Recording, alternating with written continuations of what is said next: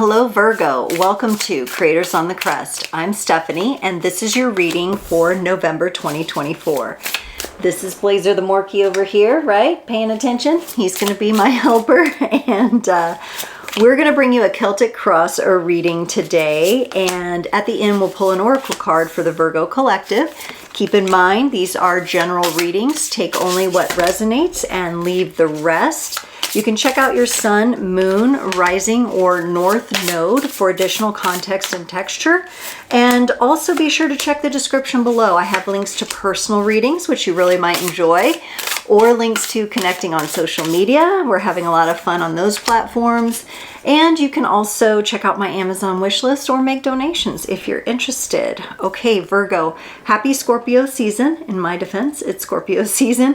Happy birthday to all of our Scorpios this go around for this month. Okay, so Virgo, I'm going to be sharing some of the cards with you this time around because the decks are so cool. We have the Hyde Tarot by Dan Francis. It's a black and white deck. And you start off with the Nine of Wands energy, the Ghost. So this would be your current energy, what you're dealing with right now. And I wonder for some of you if you're not having memories of someone who has passed, a parent, a sibling, a grandparent, aunt or uncle, someone that was important to you, because we do have the ghost here and we have kind of this muted image, kind of like a human shape but not fully formed. You could also be dealing with the ghost of yourself from a previous experience in life. So there may be something from your past that's come up. This is challenged by the Queen of Swords, the Thistle. There may be some unresolved mental, emotional energies connected to the memory that you're having or what you're diving into there. At times, I think when you go into this energy of thinking of this person or this past part of yourself, the energy feels kind of prickly and kind of hard to deal with, like there's pain there. And it's not the kind of pain that's going to overwhelm you into some sort of like massive grief state, but it's little, what I would say, like little pinpricks on the heart. So things are, you know, you're thinking about that. And things are, in the month of November, you know, you're maybe more sensitive than you normally would be, Virgo. So keep that in mind in who you interact with, in your surroundings and everything. You might need to be a little more gentle with yourself for the month of November. In your needed focus area, you get the Siren, or in this deck, it's the Devil. This would be energies of addiction, control, poor habits. For some of you, I get to do this, has to do with your physical health and maybe the food choices you're making or not making. This could be, some of you may also really be trying to do a little bit more food prep than normal for yourself to kind of help yourself through the week. That may be an energy to pay attention to. This is also Capricorn energy, however, and we are closing out some major cycles with Capricorn or Pluto in Capricorn. So you could be feeling the effects of that in another area of your chart or somewhere around you or someone around you. Cancer, Capricorn, Libra, and Aries are most impacted by that. So you could be an astrologer. Some of you might be astrologers and really have been studying this transit and it's important to you and you've been teaching others about it as well. So that we'll clarify though. The Devil can mean a lot of different things. So in the past, you get the stone, the Ten of Pentacles, and in the palm of this left hand is a snowflake obsidian stone. So if you don't have snowflake obsidian, be sure to check it out. It's a beautiful stone. You have done an incredible amount of healing, Virgo. And I think there's a part of you that's just begun to realize how much you've actually done to heal yourself and the depths of the shadows that you've gone into and the kind of work you've done. And it's left you changed. It's left you maybe scarred and bruised, but there's also great wisdom. And remember, when we think about snowflakes, every one of them is unique and different, and they're almost magical. And so snowflake obsidian is a black stone, so very protective and shadow work, good for shadow work and healing, but then it has this beautiful patches of what appear to be like snowflakes of white inclusions in that stone. So that's kind of like the work you've been doing. In your future energies, you get the Five of Swords, the knife. So you might be coming up in this month up on something tricky, something that might have the tendency to trigger you or draw you into conflict. That's something to be aware of. That's something for you to mentally be aware of. And with your intellect and your sharp, keen awareness, mental awareness, that is something you want to watch out for in November. You could be easily triggered into a situation of conflict, but we will see when we clarify. The position of power, your empowered embodiment, the Swan comes up, the King of Swords. I like this energy for you. Again, your mental faculties are feeling pretty good in this reading. Normally, I feel like I would be like, oh, Virgo, you're overthinking, or you're too much up in your head. Actually, on the surface here at least, it feels pretty darn good where you're at with your mental energies. The Swan is a gorgeous creature, very loyal. So the state of just heightened loyalty in your life might be important, especially if you are thinking about ancestors or people that have come before. You may be wanting to dedicate yourself to someone or something with more purity or more vulnerability. And so that's feeling pretty good there, honestly. It feels like when you're able to get in that space and you feel good about that, particularly with someone else, because swans mate for life, like you just get this sense of power and strength about you, and it's really nice. If you're not in a relationship, you're cultivating that energy to attract that in for yourself. In your allies and support, you get, and this is the first time this particular card has come up in the 12 signs, and I've only got one more to go. You got the Sunfish, which is the Page of Cups. And almost looks like this fish, I know it's got fins, but it almost looks like it's spreading wings. And I kind of get like you're flying in your emotions or flying underwater here, but you're feeling good about navigating the oceans of emotions right now. And that may be what I have to call this, the oceans of emotions. But it feels really good. It feels really supportive. I think because we're acknowledging some of the healing work you've done and some of the shadow work you've done, this is probably feeling really good. And so people, places, things that inspire you to open your heart more, or you feel good about being emotional around, whether it's like you're crying tears of joy or you're celebrating, all of those things are going to be good for you in the month of November. Now, your personal environment, when we look at your environment, you get the Cocoon, the Two of Wands. There's something that you're wanting to transform. There's something that hasn't quite taken its mature shape yet. So we're in the chrysalis here. We're not the caterpillar anymore. So we've done the caterpillar journey, but we're in the chrysalis. And there's some challenges up ahead of us to break out of this chrysalis, this cocoon, and come into our fullness, right, Virgo? This is coming up in your environment though. So that means it's going to be very present with you, either the actual momentum or the need to. The Two of Wands suggests it's more of like you're feeling it coming and you're feeling the need. But we'll see when we clarify on that as well. For the hopes and fears, you get the Queen of Cups, the Owl. There are times where I think you doubt that you can handle the heavy and strong and powerful emotions, the powerful water energies, whether it be in yourself or others, because that could be where that future trigger is coming from. I think you have some doubts there, but you're also hoping to have enough wisdom behind it that you can navigate it well. And the Queen of Cups does. This would also be making sure that you're keeping your cup full, your emotional supply, right? And that you are operating in your life from an overflow of basically feeling like you're in good, solid, balanced energies. Balanced energies are going to be important for you because then you can draw on that wisdom.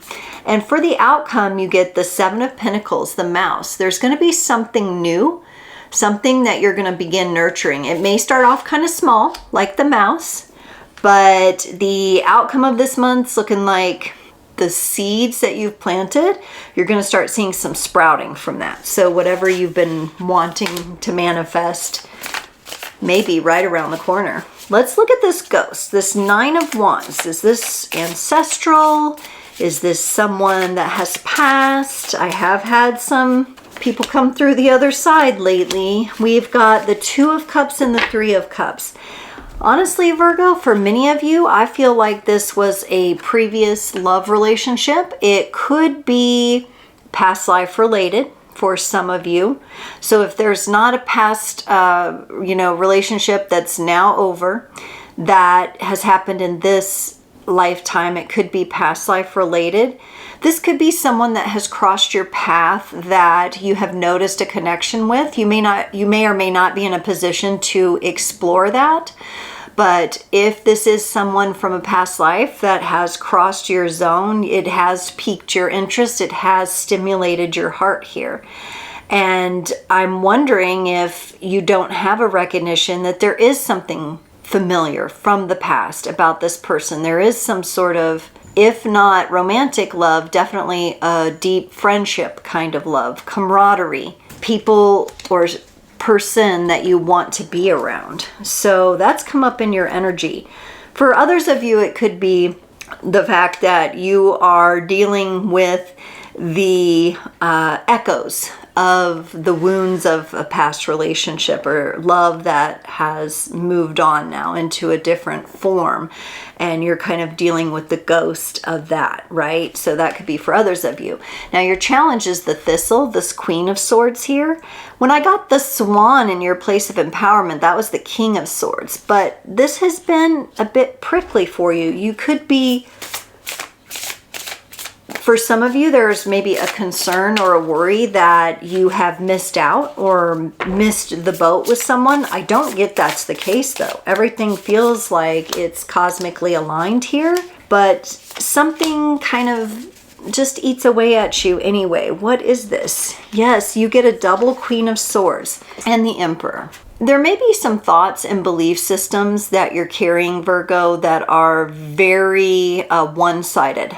Okay, where you're only considering one side of the sword here, all right, and not really understanding or able to see quite yet another perspective. If this does have to do with an ex, it could be just something that's never been clear about why things didn't work out or why they took the actions they did. But there's also this, with the Emperor, there's this kind of, I want to say almost like stubbornness and some sort of egoic pride thing connected to this for you, where you almost want to like keep on with these thoughts about the situation, even though they may not serve you to their highest purpose. And that may be why you're having such a challenge in when things come up from the past. There's a mental part of you that is resisting letting that go, or looking into it a bit deeper, or actually moving forward regardless, because the Emperor is Aries energy.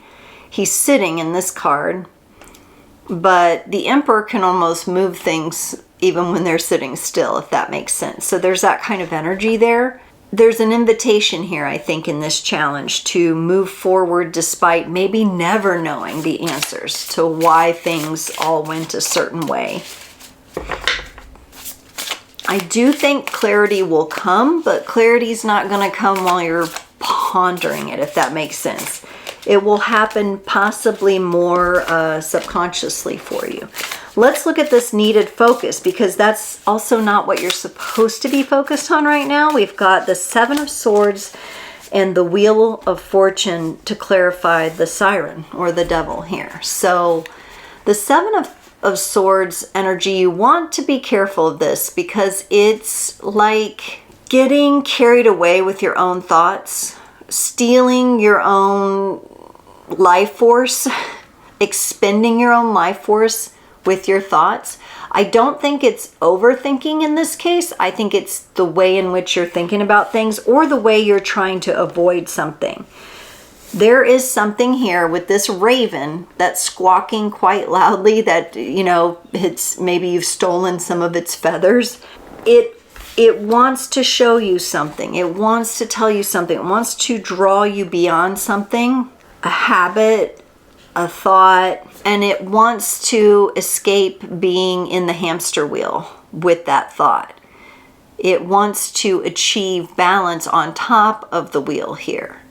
This would be also where you get comfortable enough with facing whatever this is that you become the cause point. And she's wearing some fuzzy dice around her neck, like lucky fuzzy dice, because she knows that she's gonna roll right. You know, she's at the top of the wheel here, and the wheel is even coming up on a spiral. I really think this has to do with you navigating the solar spiral of creation. And that's definitely something to look into if you haven't studied that before. It literally, as we navigate this reality, we have a sacred connection with the planet and our central star, which is the sun. And there's a path. And the Native Americans would call it the Good Red Road. We've got the color red in here. Very important for you to work with understanding that you're on a journey here. And that not everything is going to be pretty and beautiful. Some things are going to be harder to deal with. And some of the things that may be harder to deal with have to do where we have allowed ourselves to be drawn into effects instead of being the cause point. And there may be an element of responsibility there that needs your focus. Let's look at the past now with this stone, the Ten of Pentacles. This is that snowflake obsidian. Ten of Pentacles. The Strength card and the Sun. Yeah, again, I really got the sense, Virgo, that you had done a lot of work on yourself as far as possibly your practical life, your finances, possibly ending of relationships or cycles. And there's this opportunity here that I think you grasped because it is in your past that you understood that there is strength in your happiness and strength in your positive mood and strength in you opening to your purpose. And I don't think that was being in the past there. I don't think you were in situations or around people who really valued or nurtured that about you. How strong you really were, how capable you really were. I get a Leo energy here as well. And I think that Leo energy is within you. It may be something that you learned about yourself and recognized, and it allowed you to connect to your heart and connect to your vision. And it makes you feel quite good. Let's look at this knife in the future, that Five of Swords. So here we kind of see like fragments. This is a conflict. Okay. So here you are showing up as yourself with the Hermit and also the King of Wands. As you navigate conflict in the future, whether it be the month of November and forward, it's really important for you to remember the power of transformation that you possess. Again, we have a lion back here. Knowing your strength and knowing that you have the power to transform how you relate to certain situations. The Hermit card suggests that instead of acting out and possibly causing more fragments through a reactive trigger of some kind, you would take a more introspective approach where you can get really clear on what you're dealing with, and then you can work with this King of Wands energy to master the transformation of that. So these are actually looking like very helpful energies for any conflict, and conflict is a natural part. Not all every day of our life, and there are going to be things that happen. There are going to be things that come up. It's unrealistic to think that they're not. It's all in the trust in the tools, to trust in the tools and the power that you have within to transform and possibly even consider doing things differently, because we don't want to cause more fragmentation there or add to the conflict. And this King of Swords, okay? So when we think about the Five of Swords, conflict, fragmentation.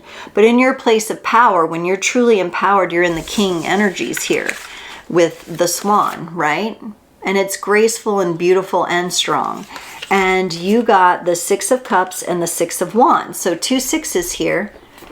And we've got fire and water balancing out. This has come up in several readings where there are fire and water cards kind of coming together. The Six of Cups being loyalty and innocence in your expression of love, and the Six of Wands feeling good about your expressions of love, about the clarity you have around how to express yourself, feeling really good about that, feeling like you nailed it, like I got this, and it's from the work you've done in the past and the relationships of the past that have shaped your ability to stand in that power within yourself. Very cool. I like that energy for you. Let's look at this sunfish in your allies and support. And the sunfish was the Page of Cups. And remember I said it was like a fish like spreading its wings. You got the King of Swords and a lot more bird friends here. So we have the Swan with the King of Swords that I just read. You've got the bat, the raven, and the owl here. And you've got the owl also in your hopes and fears. So you're definitely working with some of the avian energies here. Even with the sunfish itself, to me, it kind of felt like a bird. Granted, a very strangely shaped bird, but a bird nonetheless. And we have the sun coming through from the past. We have the sun feeding into your allies and support right now. Also in your allies and support, the Three of Wands. Now this is your ability to really analyze the playing field here with this Three of Wands.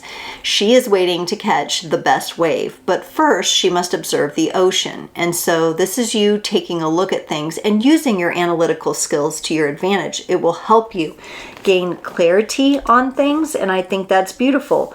But the Page of Cups remains an emotionally curious card. So we have some really nice blends of mental and emotional energies for you there. Okay, let's look at the cocoon for you, Virgo, which is in your environment. Okay, cocoon. So this is that chrysalis, Two of Wands.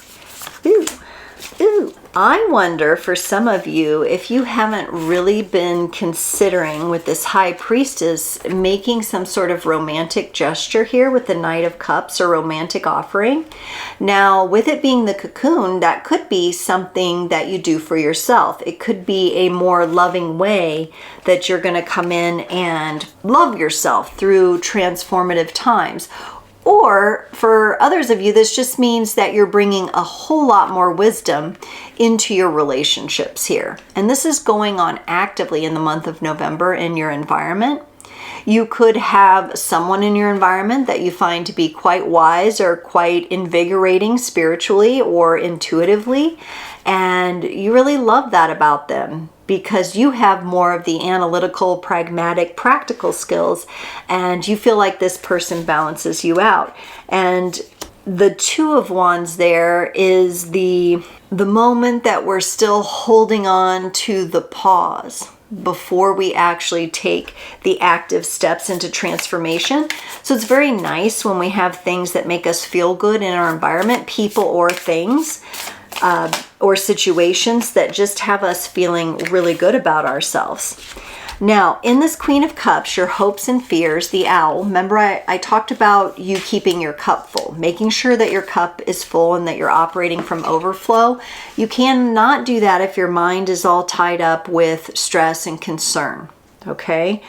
This is where I think you have your own fears around getting too caught up in your mental energies, or maybe this is analysis by paralysis kind of fear here, all right? But it's also self-controlled and self-created. Remember I talked about also you being the cause point and working more from the place of cause than cycling in, being like thrown about in all the effects of things. And this King of Pentacles is you coming in saying, yes, I'm ready to face that fear. to transform that fear and to promise myself that I will make sure my cup is full. And I know I'm the one responsible for that. I cannot look to anybody else to fill my cup. I must be the one who fills it and keeps it full and takes care of all the holes that might happen, right? So, and I'm also getting, for some of you, you might work with navigation, or you might have a navigator kind of energy to you. Some of you may be astronomers and read the star positions and the position of the planet. Some of you might be into boating and navigating that way. Some of you might be, you might have gone through something. I'm just thinking of like you're an Eagle Scout, a survivalist. That kind of energy is also coming up, or that's something that you want to develop. Let's look at the Seven of Pentacles and the potential outcome. The Page of Pentacles and the Eight of Wands. Okay, so we have this little mouse, the Seven of Pentacles, nurturing kind of energy, scurrying about a little bit, maybe a little bit of a busybody in the potential outcome, because we have the Eight of Wands, which is a quicker moving energy, but we also have the Page of Pentacles, and this is your ability to nurture the balance. Nurturing the balance that you are being encouraged to achieve here in your life and in your emotions. And knowing that no matter what life brings you, and even especially at the times where you feel like you're walking on a tightrope, that you can be in balance, that you can be embodied, that you can embody your strength, that you can embody your inner wisdom and work from that rather than creating more problems, right? So this is all about being the cause point and navigating the oceans of emotions, right? Which may not be your initial comfort zone, but honestly, it's looking like you're really like, okay, I'm into this. I'm doing it, you know? And I think you are, Virgo. Virgo, let's close off your reading with an oracle card from the Divine Animals Oracle. Virgo, you got the number 14 card, Seahorse, Equality. I feel like I've pulled this card for you before. Seek equality in relationships, in particular intimate ones. You will attract what you resonate. You can decide your future. Hiding from our fears is rarely a good strategy. It is time to ensure that the domestic and emotional labor in your world is shared equally. Like most ocean-based elemental magic, the keys here are flow and fluidity. However, seahorse magic can be best utilized around issues of equality. If you want to be seen as an equal, or you're being discriminated against in sex, race, or status, you can ask for the help of seahorse energy and receive balance and justice. And yes, the seahorse swims in a massive ocean of emotions. But it's all in how you handle it. It's all in how you bring yourself back to being the cause point, because that's where you're going to manifest what you want. That's where you're going to manifest this equality and this balance. There's a little bit of Libra energy, so some of you might be cuspers, Virgo, Libra cuspers. All right, Virgo, thank you very much for watching. I can't wait to see you next time.